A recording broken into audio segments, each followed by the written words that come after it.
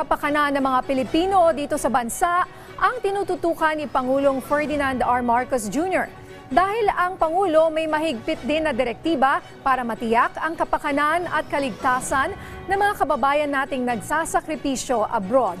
Hindi lang para sa kanilang pamilya, kundi pati sa Pilipinas. Kung natupad ba ang mga yan, alamin natin sa sentro ng balita ni Noel Talakay.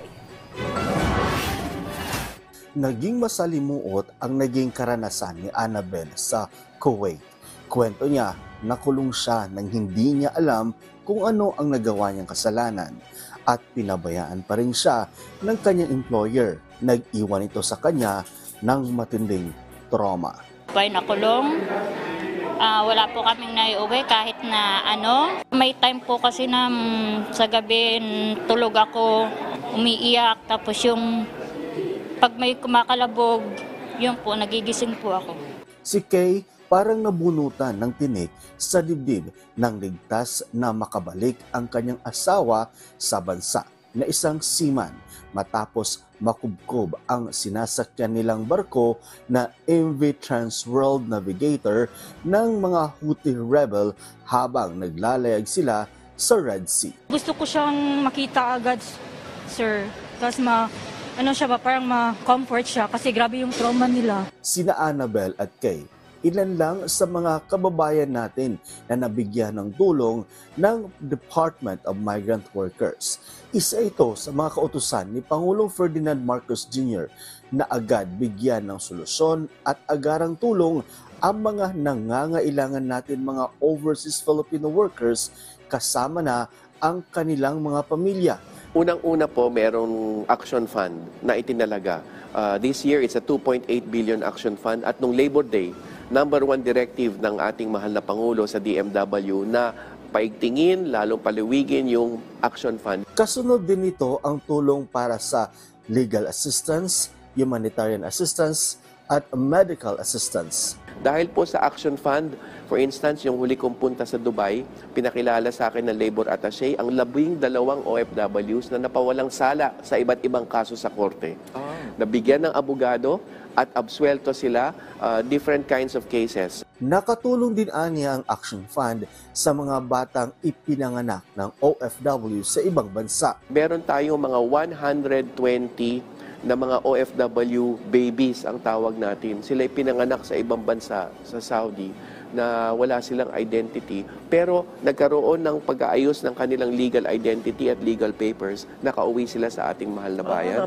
Batay sa datos ng DMW, nasa mahigit 50,000 na mga OFW ang nabigyan ng legal at labor assistance at 10,000 ang mga iba pang tulong pinansyal. But essentially, nearly 1,000 OFWs in Sudan and nearly 1,000 in the Israel-Hamas Lebanon situation ang nailikas, nabigyan ng whole of government services. Unprecedented ang financial package of assistance natin na ibinigay. Ayon kay Kakdak, nasa mahigit 50,000 piso ang natanggap na financial assistance ng mga OFW sa Sudan at Israel. Isaan niya sa mga naging matagumpay na proyekto ng DMW sa ilalim ng Marcos Jr. administration ay ang One Repatriation, kung saan ayon kay Kakdak na isagawa ang repatriation ng nasa 900 OFW average per month. Because repatriation, we find, is the most common complaint or dinudulog na mga nag-iiyakang pamilya sa offices namin.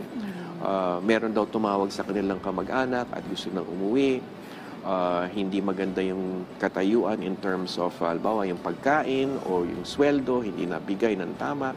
Matagumpay din na napabalik sa bansa ang ilang mga seafarer na naging biktima ng Houthi rebels sa Red Sea at the Gulf of Aden. Ayon sa ahensya, patuloy rin ang pagbibigay tulong sa mga Pinoy seafarers na naging biktima ng pagsalakay ng Houthi rebels kung saan ilan sa kanila ay nasawi.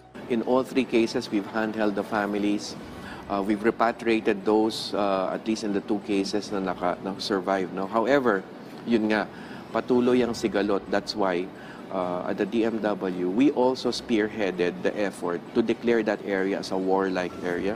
Bukod dito, may ilang hakbang rin na ipinatupad ang DMW matiyak lang ang kaligtasan ng mga Pinoy seafarers. We're saying dapat bigyan ng right to refuse sailing ang seafarers. Dapat merong maritime escort security forces ang barkong may dalang tripulanting Pilipino passing through that area. May risk and threat assessment na ibigay sa amin. We have prohibited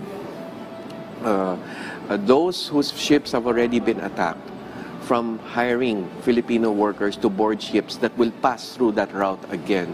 Ayon sa kalihim, mayroon ng 78 Pinoy seafarers ang nakapag-file ng right to refuse sailing. Isa rin sa mga tinutukan ngayon ng ahensya kung saan isa rin sa kautusan ng kasalukuyang administrasyon ang reintegration ng mga OFW. Binigyan sila ng financial literacy or education, pag-iimpok at turuan sa pagnenegosyo at hasain ang kanilang kasanayan para makahanap ng trabaho habang nasa bansa. Meron tayong face-to-face which generated around 4,500 face-to-face financial literacy and education seminars. Ang hamon dito is yun nga, that we make sure na dapat properly trained sila sa larangan ng negosyo, kung ito yung pagnenegosyo. Kaya we're also partnering with the private sector here. Ayon kay Kakdak, sila ay patuloy na magbibigay serbisyo sa mga OFW at patuloy ding ipatutupad ang kanilang mandato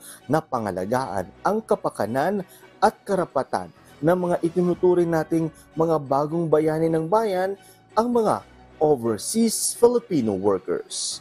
Noel Talakay para sa Pambansang TV sa Bagong Pilipinas.